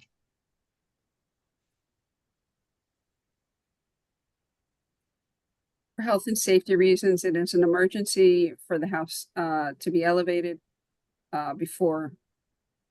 I would just say for the work to begin. I wouldn't necessarily say that the work, the house to be elevated. Emergency for the work to begin. Okay. And Mr. Connors, you did make that motion, so would you be inclined to want that amendment to the motion? Sure. Yes. So do we have a second on the amendment? I second it. Okay. And Rose, do you want to just read it back? Sure. For health and safety reasons, as it is an emergency for the work to begin. Okay. So that's the amended motion. Do we have any further discussion before we vote on the motion? Hearing none, Lisa, roll call vote on the amended motion. Daniel Bedecker, Aye. Brian Black, Aye. Jim Connors. Jim, Yes. Yes. Matthew Connors, Aye. Steve Munson, Aye. Nick Ritchie, Aye. Julie Valvo, Aye. Buddy Field, Aye. Brendan Magnan. Aye. The motion carries unanimously. Mr. Davis, good luck with the project. Michael and Vanessa, good luck with the project. Mr. Chairman, point of order, you were voting on the amendment to the motion. Oh, sorry. Thank you for keeping me honest on Robert's rules. Okay. So now we go back and we vote on the main motion. I'm sorry. The main motion as amended. Let's call the roll on that. Thank you. Daniel Bedecker, Aye. Brian Black, Aye. Jim Connors, Aye. Matthew Connors, Aye. Steve Munson, Aye. Nick Ritchie, Aye. Julie Valvo, Aye. Buddy Field, Aye. Brendan Magnan. Aye. Motion carries. The matter is approved. Good luck with the project, Michael and Vanessa and Mr. Davis. All right, thank you. Thank you all very much. Truly appreciate it. Thank you. You're welcome. Good luck. Thank you. Can't think of a more impactful decision we've made in a while. Oh, yeah, I agree with you. So thanks for coming before us with a well-conceived plan. Thank you, guys. Thank you. Okay, moving on to the next agenda item. This is item E2. It's IW 240081, 42 Melba Street. It's a proposal by the property owner, which is DRI Tech Holdings LLC, to construct an elevated single-family home with construction and a split rail fence within 6 inches of an inland wetland line in the south central shoreline watershed. This application was received yesterday. The site plans were sent to the city engineer for review today. I've also requested that the applicant submit the soil report for the site, and sent an inquiry to Connecticut DEP regarding the coastal jurisdiction line, clarification on the coastal jurisdiction line. As you may remember, the coastal jurisdiction line determines if it's the Connecticut DEP or the Milford and the Wetland Agency that reviews a site. Oops, sorry. Is that way too big? On this property, the coastal jurisdiction line is located in this undulating line Mhm. here. The inland wetland line is located here. And the tidal wetland line is located here. I don't know how clear, was that clear enough for you? Yes. The typically DEP takes jurisdiction from 4.7 seaward and we take 4.7 landward. In this instance, the soil scientist has defined upland, inland wetlands, and tidal wetlands all within the coastal jurisdiction line. So I sent an inquiry to John Goucher and Sue Jacobson this afternoon to ask if we can take jurisdiction of our wetlands as defined by the soil scientist, or if they need more information to determine if all of this is theirs. Thank you, Mary Rose. This evening, Mr. Chairman, you have Joe Codaspoti of Codaspoti and Associates, who's been very patiently waiting for us all evening. And I do not believe the property owner is with us this evening. Thank you, Mr. Codaspoti. Good evening, Joseph Codaspoti, Codaspoti and Associates, 263 Boston Post Road in Orange. So yes, the original application that we submitted had a 6-inch off the wetlands for the house. Obviously, after discussing it with my client, we had a conversation to that's not going to work. So what we're proposing here, and what Mary Rose has on screen, is we are going to take 5 feet off the back, the northwest corner of the house in a kind of semicircle, and fill a little bit of wetlands, not tidal, just the inland wetlands. And then behind the deck, create a pocket, continue the wetlands. So we're proposing to fill about, with this plan, 50 square feet and create about 150 square feet. Because as you can see from the house, in order to even get the footing in, we would disturb the wetlands to begin with. So that's the plan right now. What that is before you. This would be an elevated house. This is an empty lot.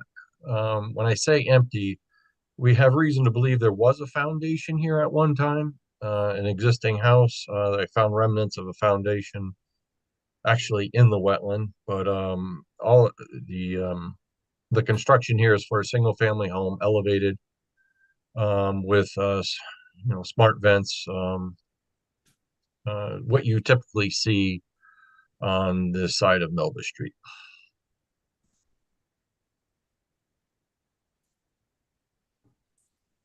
Through you, Mr. Chairman, I can show, if the program wants to work, I can do an aerial view of the property. That'd be great.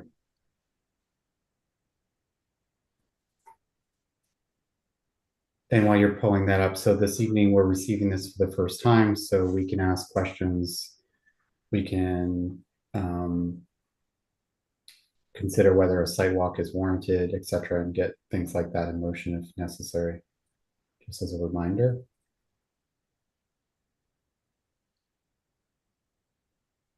So, Mr. Chairman, where the map shown before you is the Google Earth map from our municipal permitting program.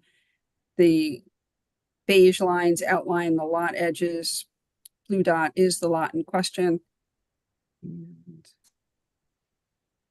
sorry, I had this all set up before and program crashed.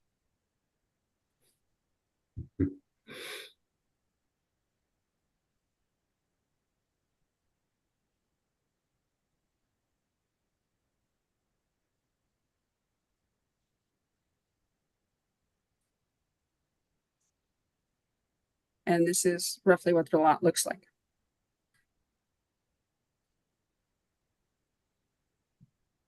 So that is a shot on Melba Street. You're looking north.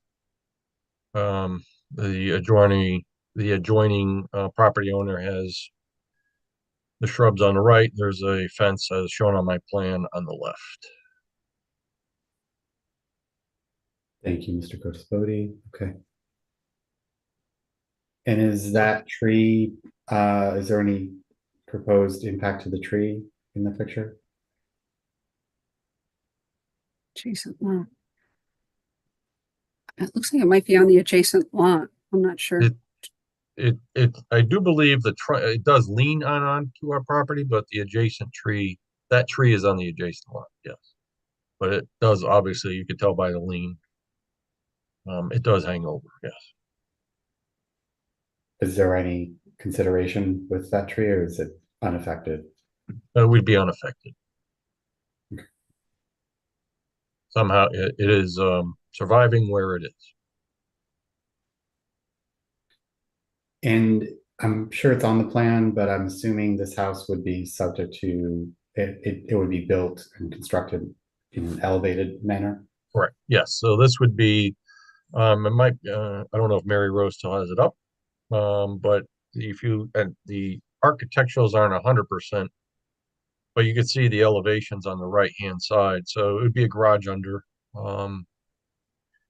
with living space above, flood vents in the garage to allow water to pass and repass, as typical on Melba Street. Is that what you would call a smart vent? What is that? Just Yes. So we that is the acronym we use are smart vents that allow. We show them in the foundation that allows the water to pass underneath. Through the foundation wall without compromising with hydrostatic pressure, the foundation.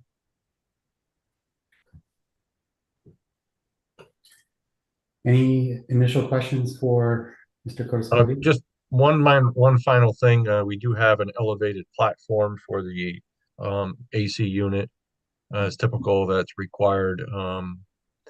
That is the closest structure to the wetland, but that's necessary for UI to access the meter because the meter has to be above the base flood elevation. Mhm. When are you and the applicant intending, should this get approved through the process, when are you intending to start work? Well, like we were hoping, like the previous applicant. No, I'm teasing. I would have to say that's a good question. We still have to go to zoning with a CAM application. So I don't know if depends what kind of winter you have, to be honest. If we get approval here, you still have to go to a CAM review and that nature. So, you're looking toward the end of the year at the earliest. Okay. Mr. Matthew Connors? My question was just in regards to the Phragmites removal. What's the detailed plan for that?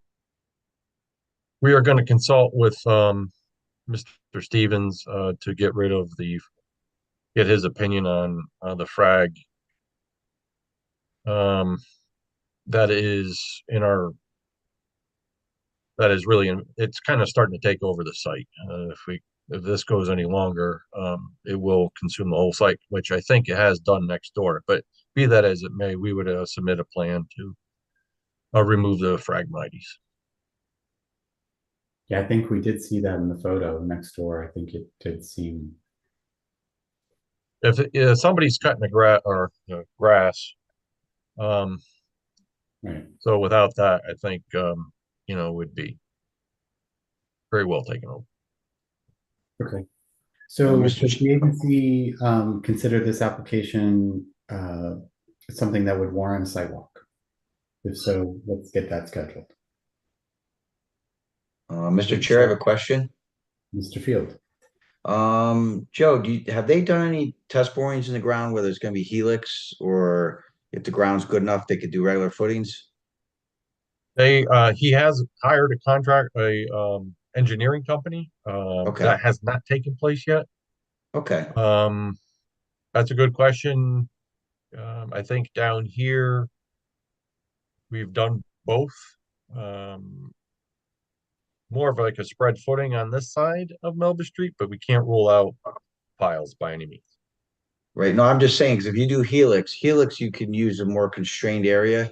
You don't need as big of an area because basically like putting a cork in a wine bottle.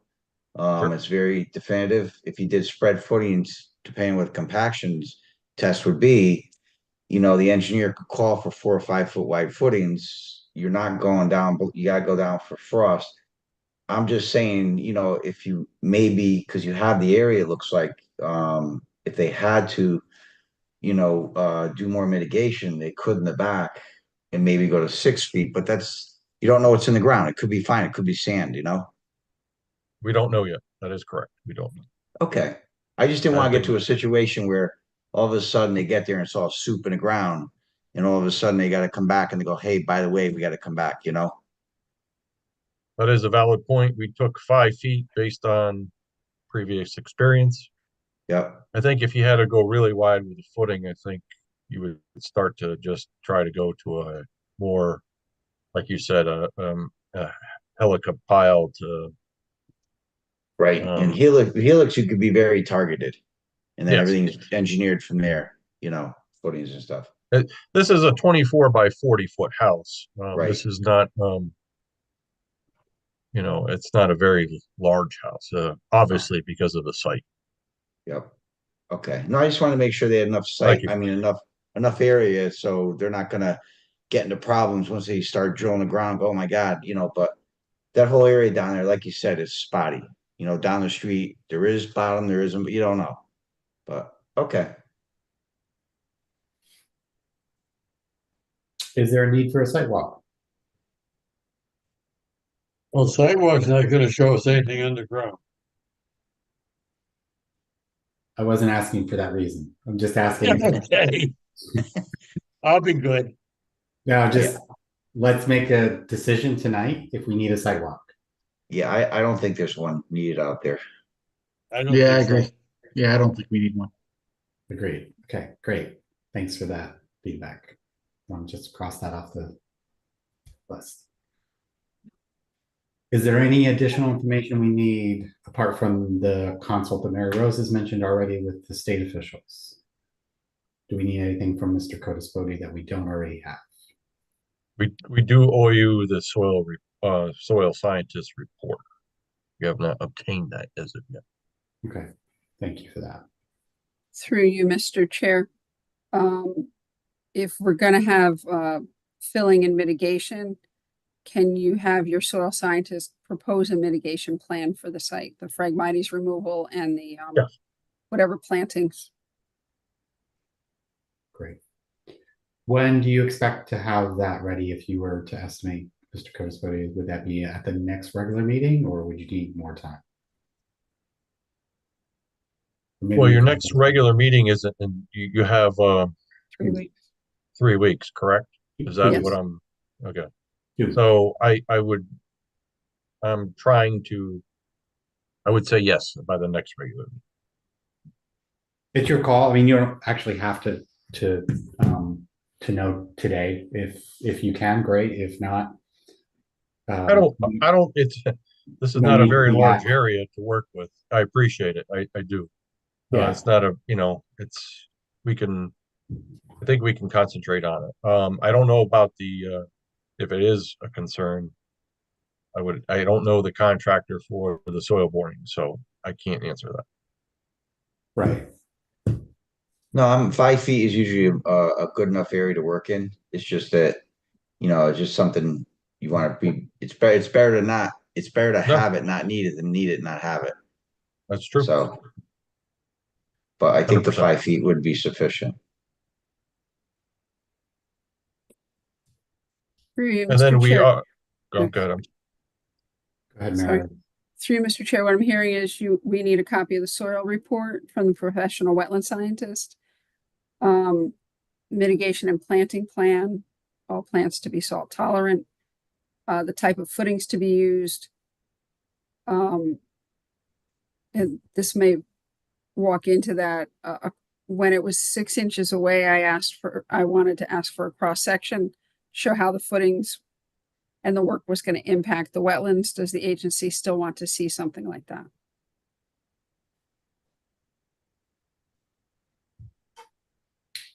I was following you until the very last question, sorry. Okay. When work is proposed very close to the wetland line, we've asked for cross sections to show how you can put a foundation in or footing in without crossing that line. Yep, It's a we little need that. different than the inland house we've recently done that for, but it was 6 inches until the plan came in this Yeah. afternoon. Sorry. this Kind was of written before difficult in this when they don't know what kind of footing they're gonna have to use. Right. Okay, Right, and that's gonna be determined by the ground. most definitely.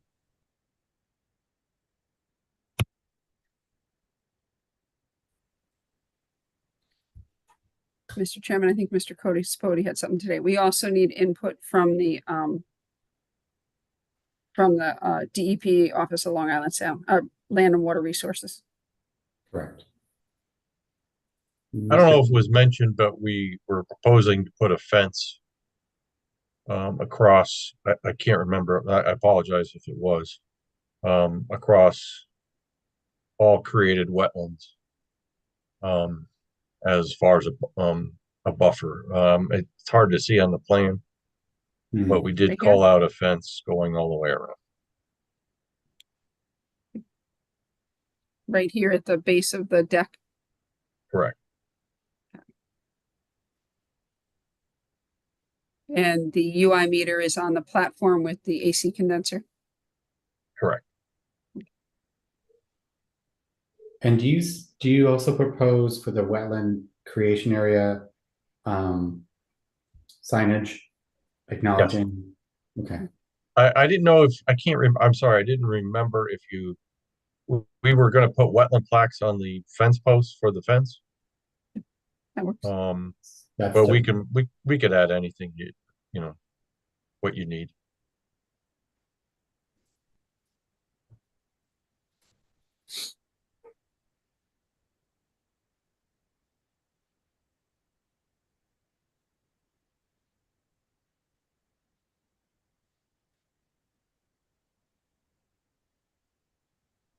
Is there anything else the agency would like to see?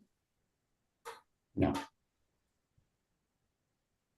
Oh, looks good.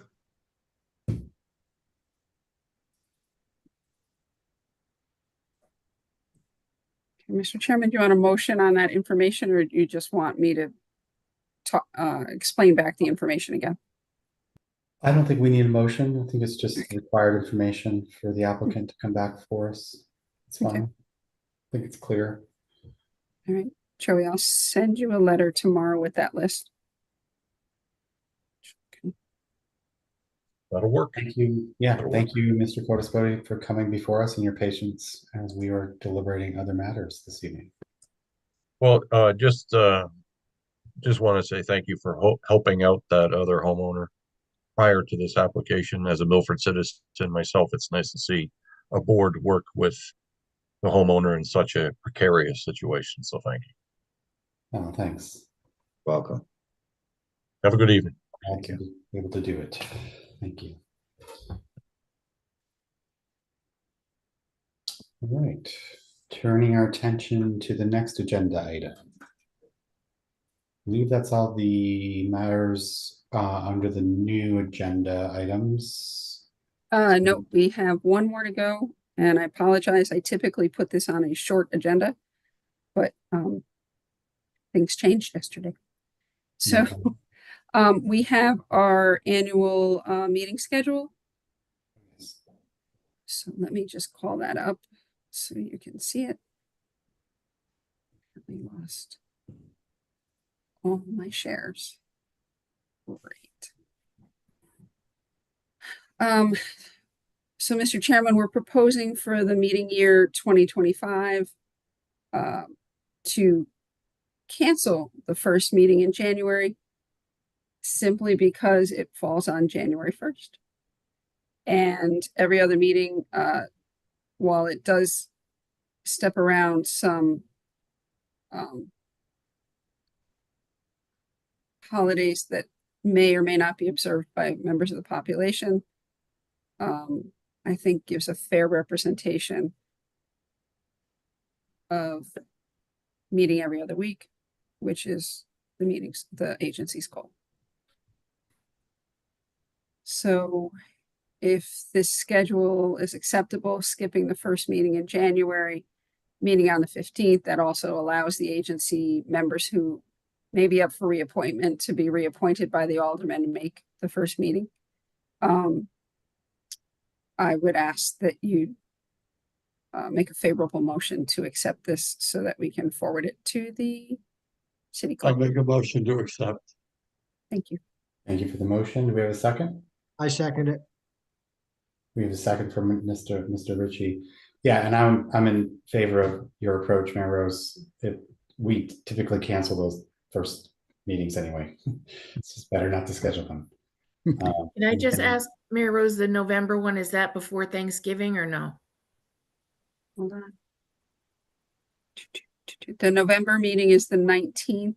I think, didn't they move Thanksgiving to the last Thursday? Yeah, Thanksgiving's the last Thursday now. It used to be Okay. the third Thursday. Okay.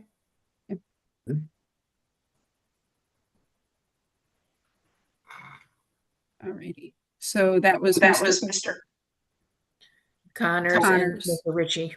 and Mr. Ritchie. Thank you. Thank you. Sorry, can you just back up? I'm not sure why there's an echo. Can you just throw that back up just for a second? The schedule. Yep.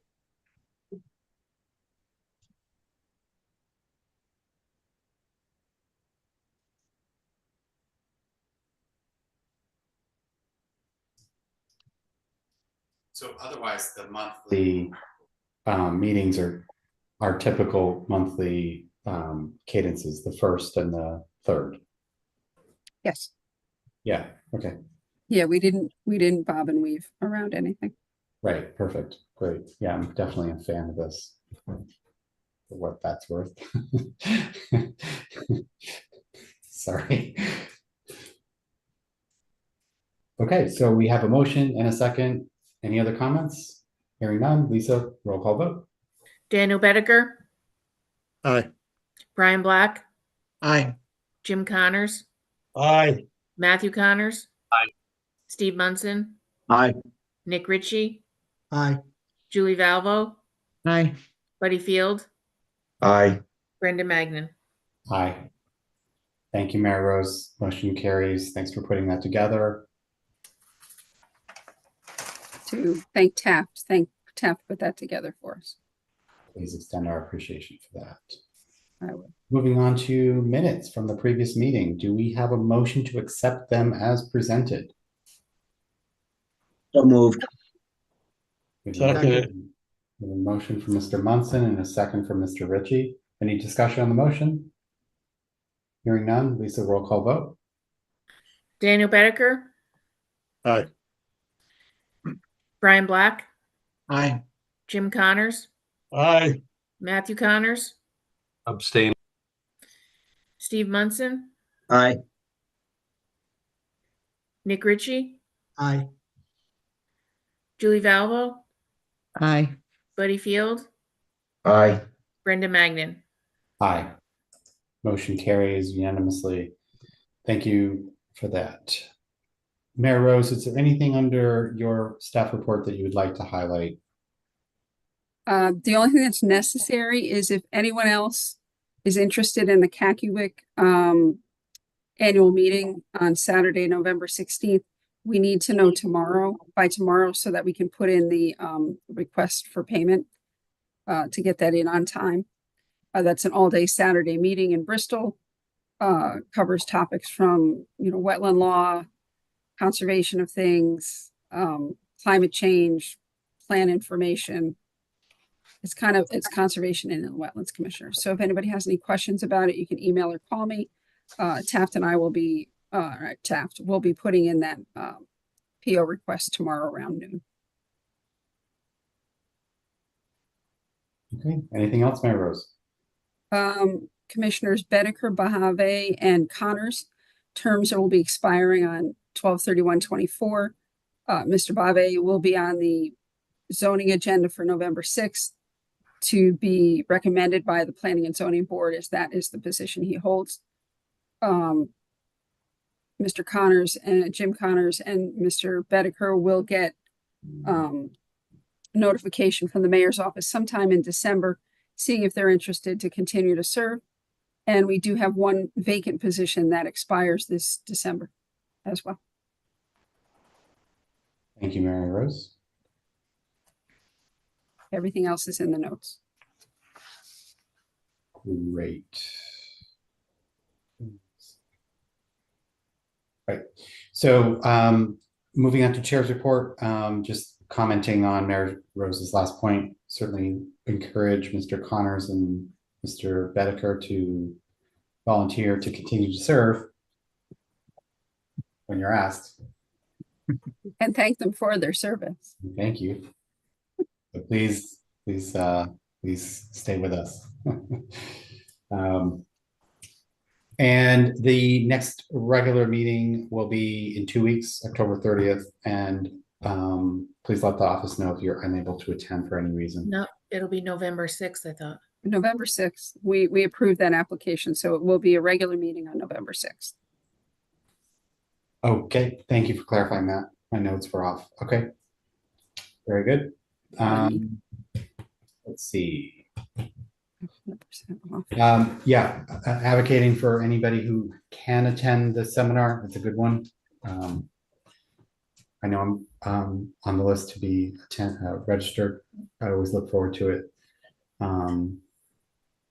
It'd be interesting to actually entertain some questions of the legal team around some of the considerations that we took tonight. Thank you for everyone's participation in this evening and all the excellent questions. And thanks, Mary Rose, for working with the applicant to get a solid plan before us this evening on the will and court matter in particular. Great. Any nothing further to add other than thank you again. Do we have a motion to adjourn? I'll make that. Second it. It's been seconded. Lisa, roll call vote. Daniel Bedeker, Aye. Brian Black, Aye. Jim Connors, Aye. Matthew Connors, Aye. Steve Munson, Aye. Nick Ritchie, Aye. Julie Valvo, Aye. Buddy Field, Aye. Brenda Magnan. Aye. Motion carries. Good evening. Have a good evening, everyone. Meeting Thank you, adjourned. too. Thank Night, you, everybody. everyone. Have a good night. Thank you very night. much. Good night. Good night. Good night. Blessing, we're all done.